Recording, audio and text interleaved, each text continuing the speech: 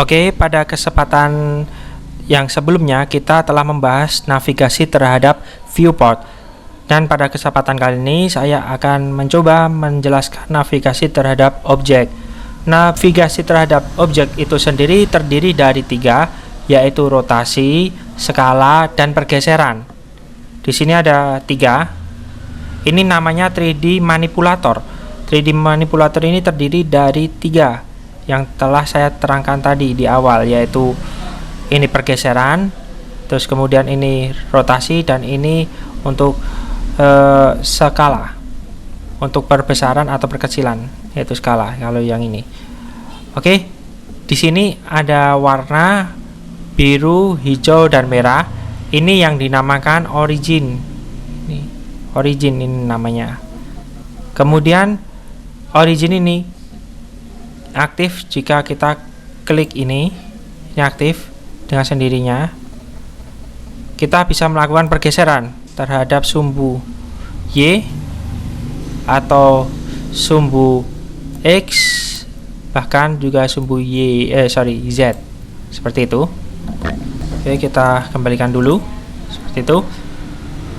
Kemudian untuk skala di sini kita gunakan ini skala. Kita klik skala, kemudian kita bisa membesarkan terhadap sumbu Y, membesarkan terhadap sumbu X, dan membesarkan terhadap sumbu Y, seperti itu. Ini dinamakan skala. Oke, saya kembalikan lagi. Dan yang terakhir yaitu rotasi. Kita klik di sini rotasi. Kita lakukan rotasi terhadap sumbu Z. Oke. Kita lakukan rotasi terhadap sumbu Y. Kita lakukan rotasi terhadap sumbu X. Itu tadi 3 cara navigasi jika kita menggunakan 3D manipulator. Sekarang kita akan mencoba manipulasi dengan perintah shortcut. Caranya cukup mudah. Kalau kita akan melakukan pergeseran, kita tekan tombol G. Oke, maka kita sudah melakukan pergeseran. Misalkan saya tidak menyentuh objek ini, misalkan kursor ada di sebelah sini. Kita tekan G, maka objek yang aktif juga ikut saya gerakan. Oke, seperti itu.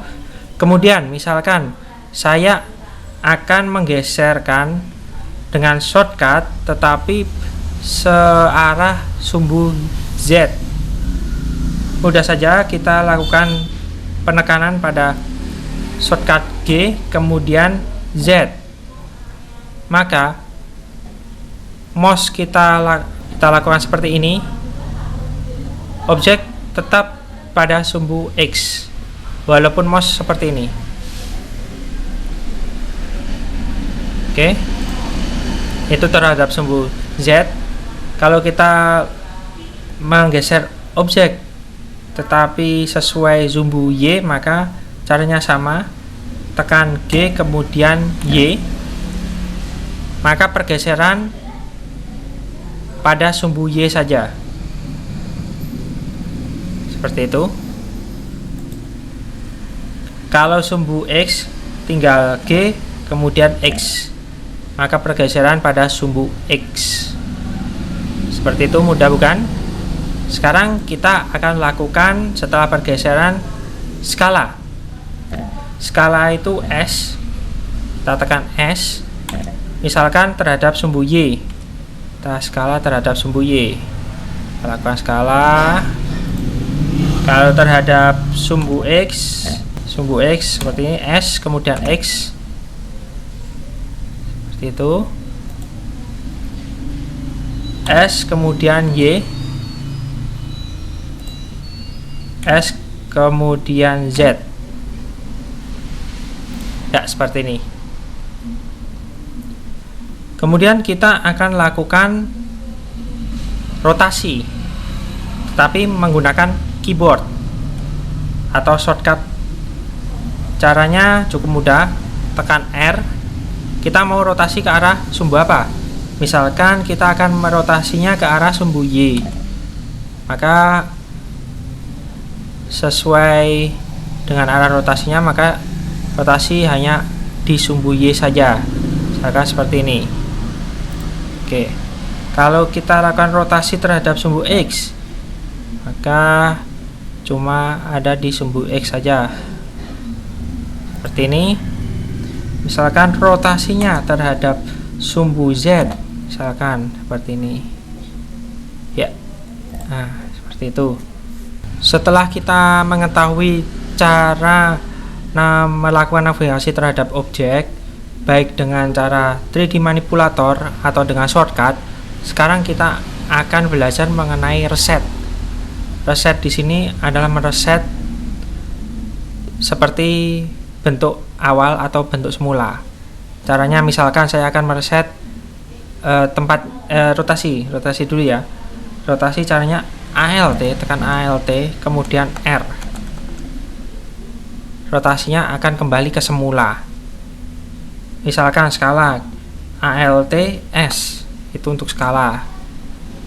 Kemudian ALT G, nah itu untuk pergeseran. Misalkan kita geser seperti ini ya, geser seperti ini. Kemudian kalau salah tinggal di ALT G saja, kembali ke tempat semula. Oke, demikian pelajaran mengenai navigasi terhadap objek. Kita lanjutkan ke bab selanjutnya.